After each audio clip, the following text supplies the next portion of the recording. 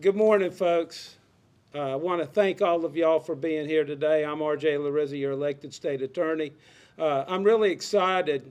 It's almost school time. Some of you are parents. I bet you got kids you're getting ready to get back in school, or some maybe for the first time. One of my grandsons is going to start kindergarten on Monday, and we're already scrambling to try and get the schedule and get things right.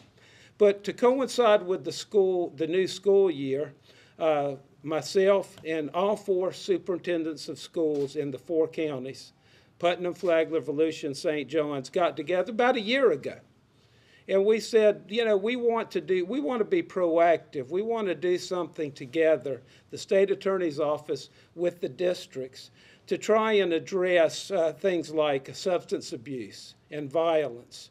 And also not just to deal with what I call the dark side or issues or problems that come up in the school systems, but also to help on the positive side. The state attorney's office wanted to be involved with offering internships or externships, and also to come into the schools and communicate and talk to the students about the consequences for behavior or criminal behavior, and also the opportunities that await them as they embark upon, their journey to become adults and participate in our communities and in society. So I can't thank the superintendents enough. I can tell you it's not easy getting all 4 superintendents together once, much less several times that we've met. So what we're going to do first is we're going to show you a public service announcement that was created in collaboration with all 4 counties and the state attorney's office. Haley Harrison helped put that together. She did a lot of work on it, our PIO and community outreach person. We want to share that with you. Then we also will make it available. It'll be posted, so you'll have the opportunity to take it. And we hope you'll share it because we think it's very timely and we think it's very impactful about what's happening in our schools and what we want to try to do about it. So I don't see Haley, but oh, there she is. Okay, so I'll get out of the way.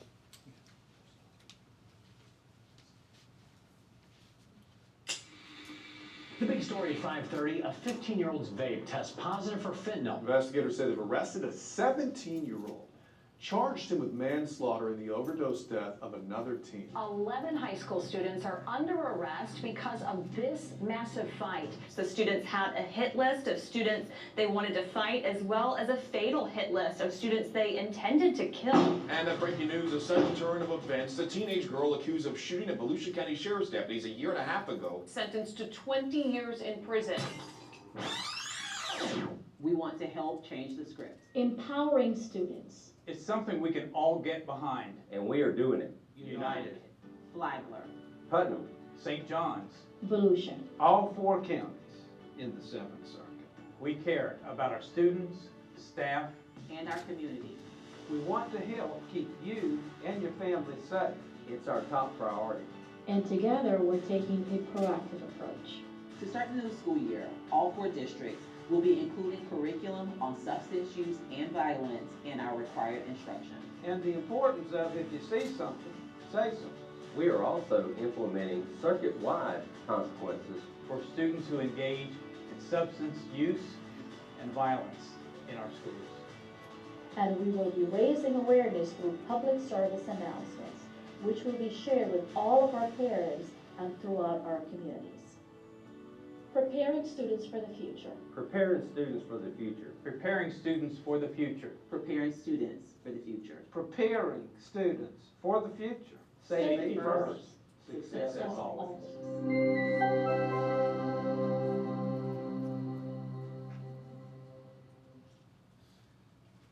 Makes you want to clap a little bit, doesn't it? And also be sad at the same time. But that's how life is, isn't it?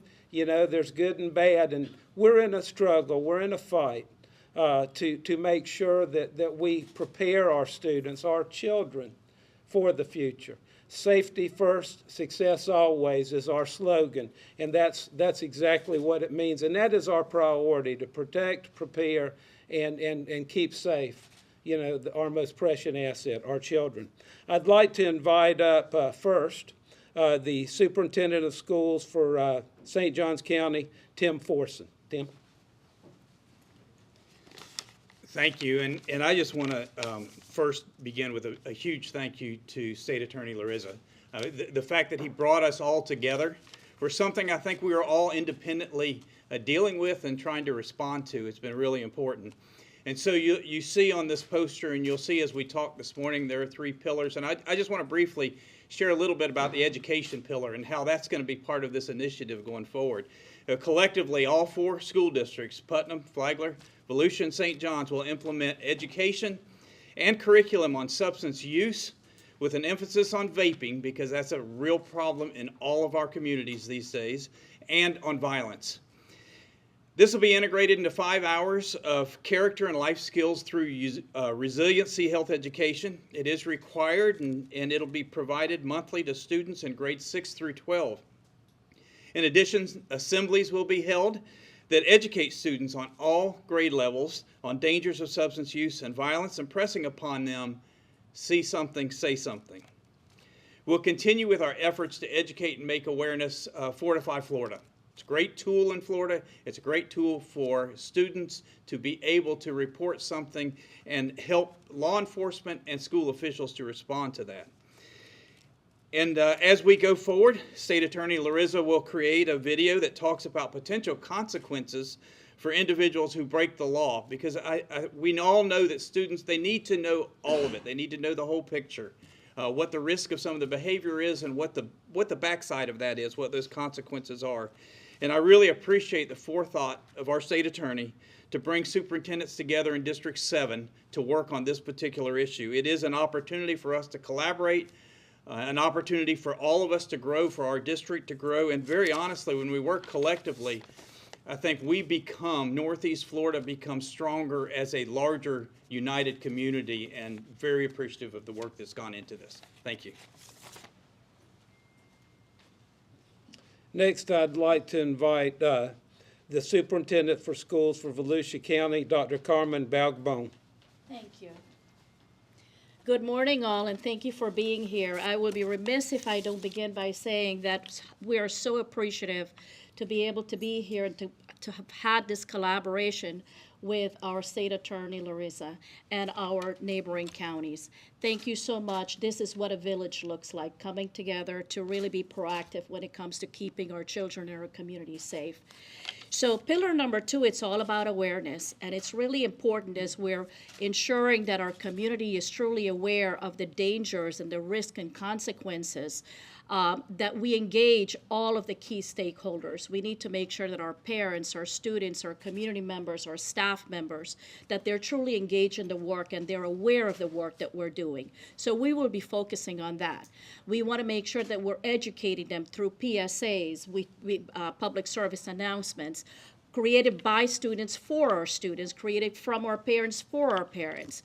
We want to make sure that they understand truly what are some of the resources that are available to them. We can talk about counseling, we can talk about mental health, and some of the additional resources that are available in our communities, and how we can bring those resources together and have it at our fingertip so that we can be preventative, but also if we need to react, that we have the right interventions in place.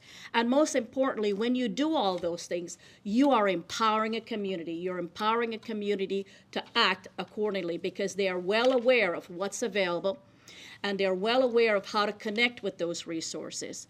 So this is a true example of a community coming together, and awareness is something that all of us are responsible for, but I will tell you, it will be done from within our school districts and also in collaboration with our state attorney's office, and we will ensure that all of the key stakeholders know what the risk, consequences, and also interventions are available for our students and community members. So thank you, State Attorney Larizza.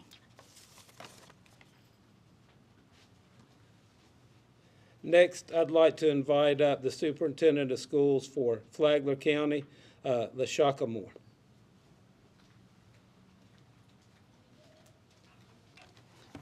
hello. I would like to echo the sentiments of our superintendents that spoke before me. Thank you so much. And not just to the work that we've put in, but to our staff. Our staff has worked extremely hard to make sure that we have actionable steps that we can leave with. And so this isn't about just a public service announcement, but about true work that we're going to do within our schools. And so the third pillar is accountability. And so with accountability, all 4 school districts, we work together to identify circuit-wide consequences and education that will be provided in each of our schools, so that, again, as we together address a common issue, we address it with common consequences as well as common educational opportunities for our students. So this isn't about just providing a consequence, but really around, as Dr. B stated, around the awareness of the resources that are available and how we educate our students as well as their families and this community around the resources that we have available within our schools to help our students overcome these issues that we have identified. So it has been an absolute pleasure to work on this and get this started, and I cannot wait for all that we will accomplish and how we will support the students of the 7th Circuit.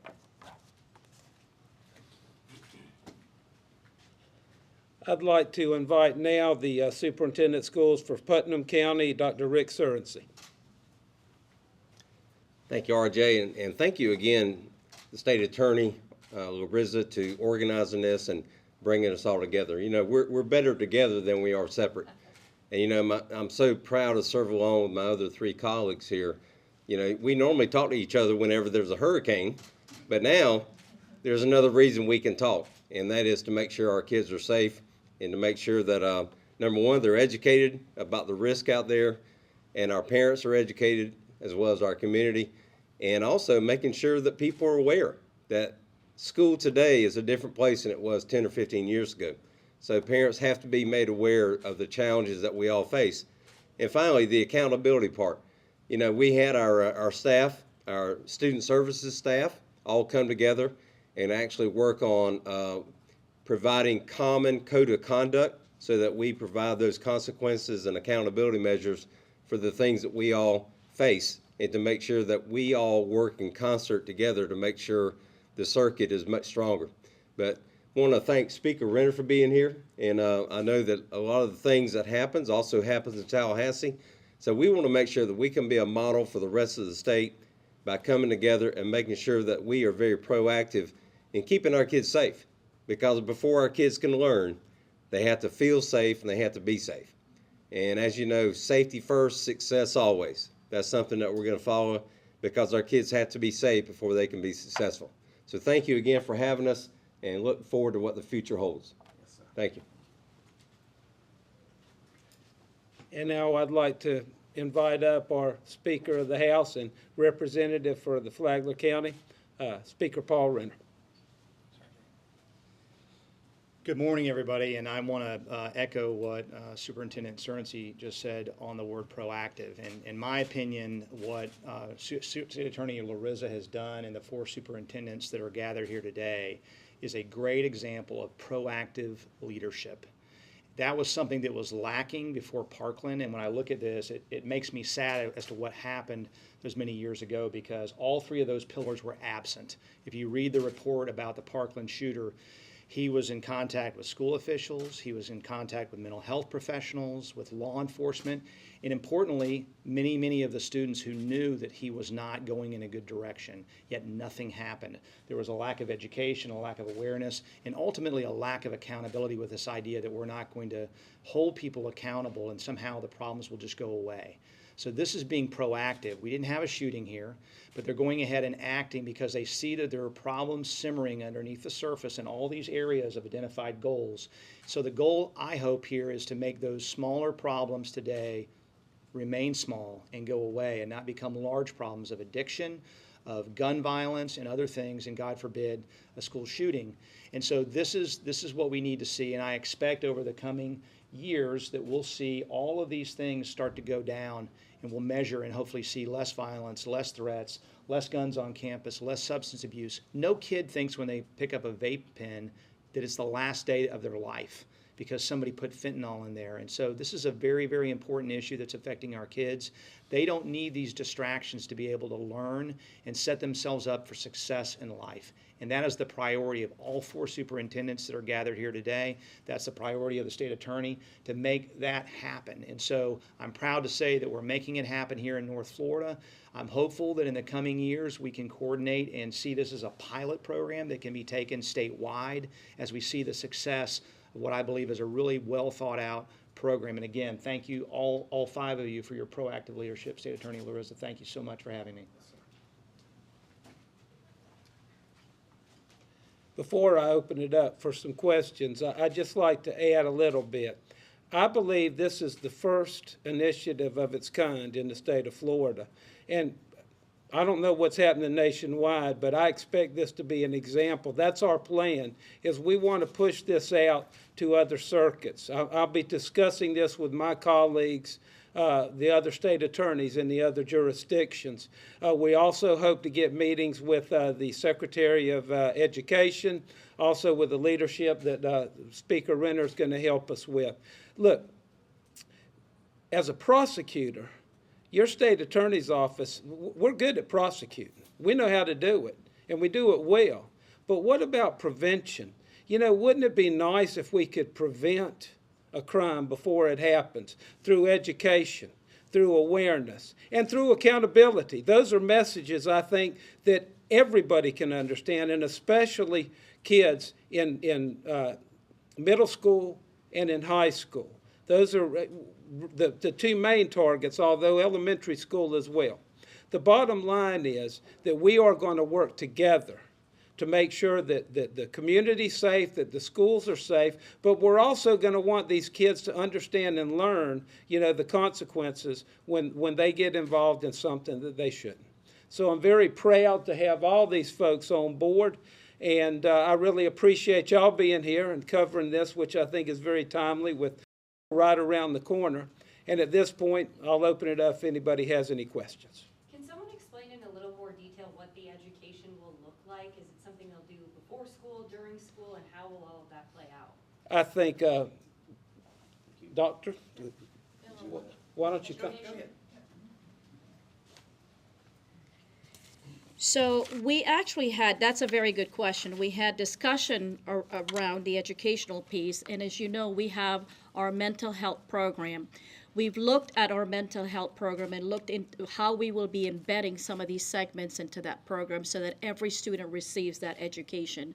Also, if you have a student that has committed an offense, what it's a program now that we've worked on that will be implemented, that they can engage into that program so that they can read, research, learn about the consequences, the effects of vaping or violence prevention, and really be able to apply that knowledge that they've learned so that hopefully from the completion of that course, they've learned some skill set that they did not have before. So we're really looking into instituting into our current program so that it's available for all students. Thank you. Tim, would you like to add a little something? Yeah, I think some of the things that we all talked about together, we all have worked independently on specific strategies. What's it look like to the child? What's it look like to the student? And so part of that is, as you heard earlier, is having students talk to students. So some of that we do in our districts where we record and we have, because that's the first voice that they listen to is their peers. And so part of that messaging will happen over time. For us, it's kind of a monthly process that we do in character education. But part of that is embedding the initiative that we have here, really taking vaping head on. Because sometimes when we have consequences for incidences, we put the hammer down, but we don't pay attention to what got to that point. So this is what, it's the whole use of preventative and proactiveness is helping students and parents understand the parent education side of it is meeting and presenting to parents so that they understand the risk of vaping can be so much greater than what it might have been with cigarettes, because as you've heard and seen, situations occur when the kid doesn't know what the product is that they're taking into their system. So a lot of it is education, both at the student level, with a regular schedule by which that happens, and then to the parents and the community as a whole as well. Does that help? Yeah.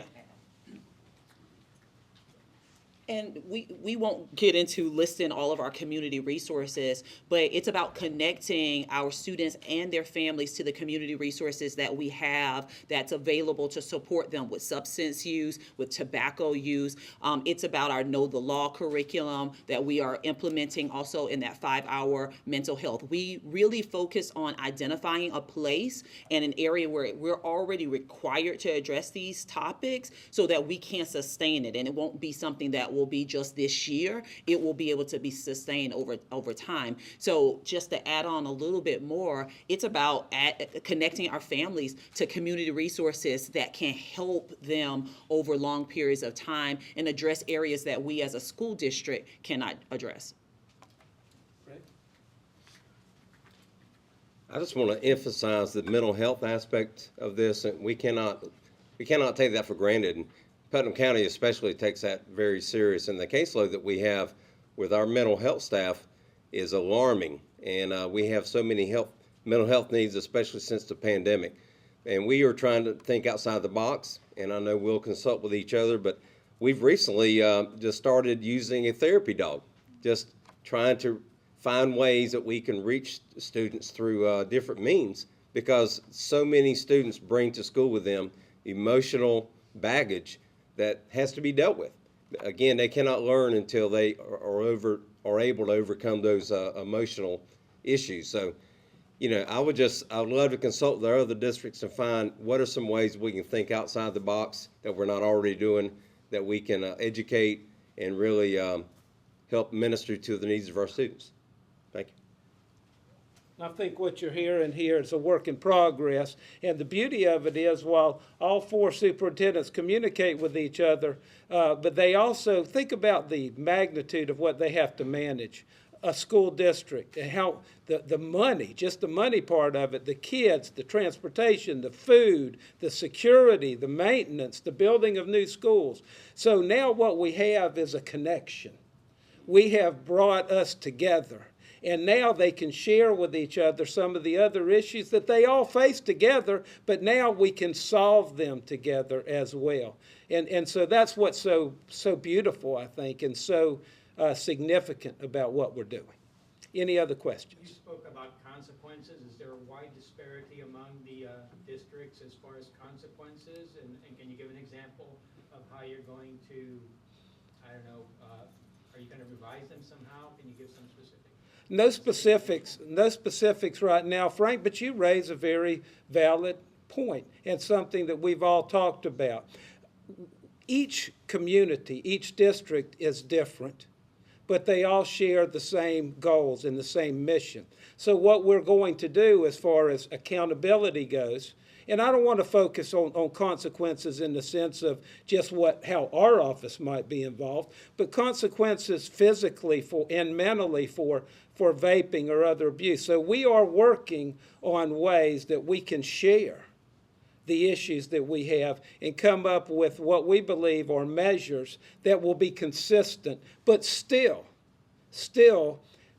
include the special, the uniqueness of each and every district. And I think everybody shares that same vision. Thank you for that question. Any other questions? Thank you all so much for being here today. Safe travels back. It's always a pleasure. Thank you.